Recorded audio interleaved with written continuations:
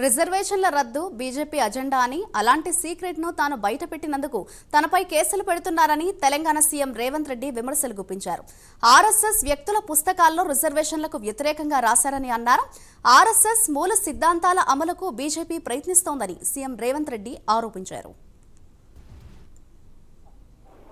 ఉభయ సభలను ఉద్దేశించి ఆనాటి రాష్ట్రపతి కేఆర్ నారాయణన్ గారు మాట్లాడిన ప్రసంగం తర్వాత మేము ఒక కమిషన్ అపాయింట్ చేస్తున్నాము అని గెజిట్ నోటిఫికేషన్, ఈ గెజిట్ నోటిఫికేషను మీలాగా ఫేక్ వీడియోలను ఫేక్ లేకపోతే ఆధారాలను సృష్టించలేదు. గవర్నమెంట్ ఆఫ్ ఇండియా దగ్గర పార్లమెంట్లో ఈ గెజిట్ నోటిఫికేషన్ ఉంటుంది.